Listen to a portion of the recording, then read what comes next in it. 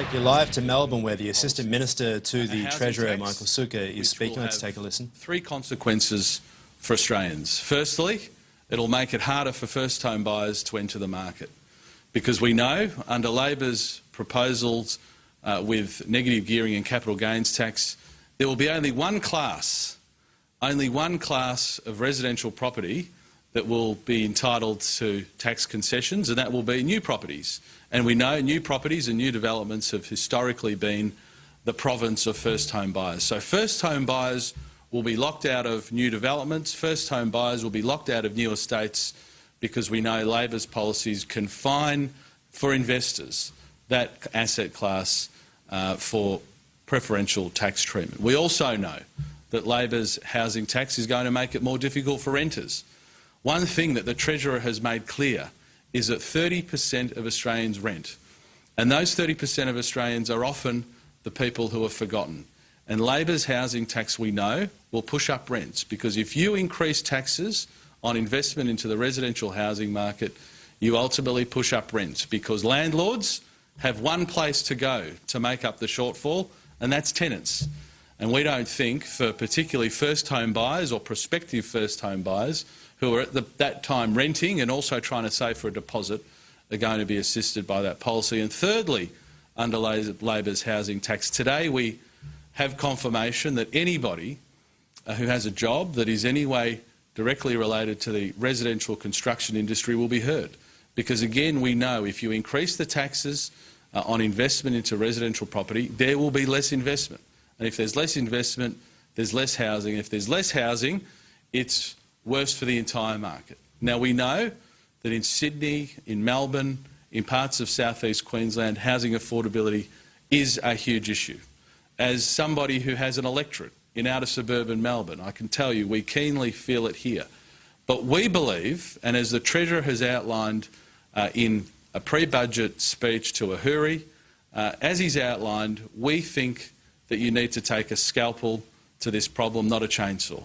A scalpel, not a chainsaw, because the market is not a single market. Yes, Sydney and Melbourne and southeast Queensland have housing affordability issues, but in South Australia, in Western Australia, in many other parts of the country, certainly in North Queensland, we know that people are crying out for investment in the housing market because we have plummeting housing prices in those markets. So to treat the market as one single entity that can be dealt with a chainsaw is crazy. So it's the government's position that on May 9 you will see a real housing policy.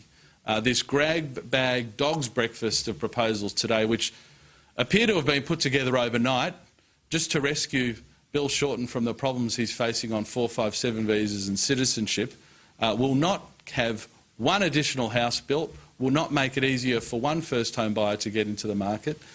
And we believe that we have to deal with the spectrum of housing issues, and that's all the way from first-home buyers to people suffering from homelessness, people in the rental market, as I've said, people in social and public housing. A housing package, a true housing package, deals with each and every one of those. And I can assure you, in the budget on the 9th of May, we will have proposals that address the most acute issues for each and every one of those groups.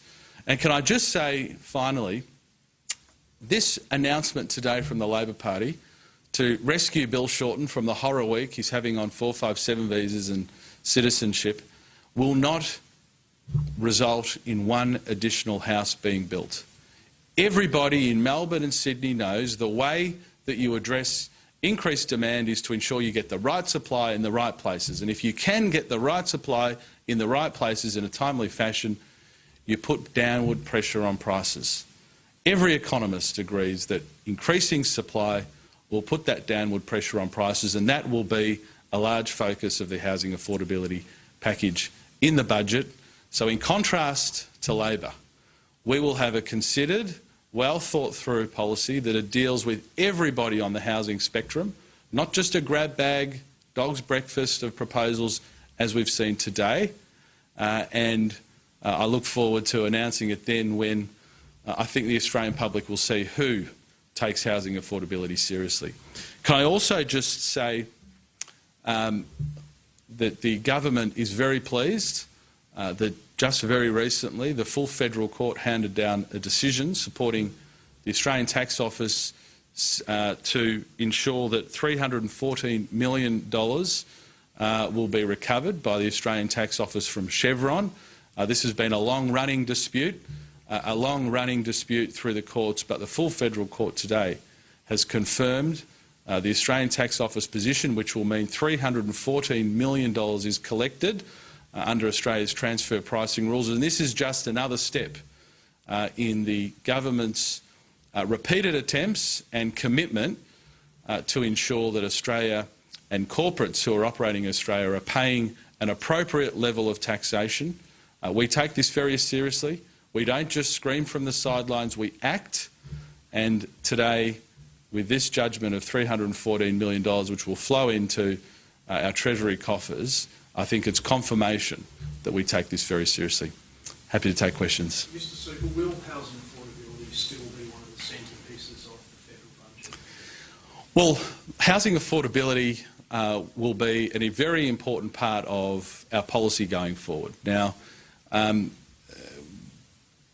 journalists and other commentators want to always sort of ask, what is the centrepiece of the budget? I think the centrepiece of every budget is to grow the economy as quickly as we possibly can and provide job opportunities for Australians. That is always, in my view, got to be the centrepiece of any budget. The housing affordability package will be a significant part of the budget, however you want to frame it.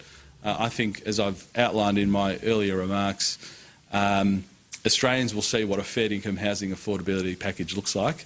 And if anybody, and I suspect some people in this room will do so, if anybody compares the package that we come up with on budget night and compare it to this very half-hearted dog's breakfast that we've seen today, I think the Labor Party will feel very humiliated by comparison. Is the government walking away from the We'll leave it there. Michael Sukkar speaking in response to Labor's plan to tackle housing affordability. He says for first home buyers it'll be locked out of new estates as they'll be, of course, confined to investors. He also says Labor's housing tax will push up rents. We'll get more, of course, Pine and Miles at the top of the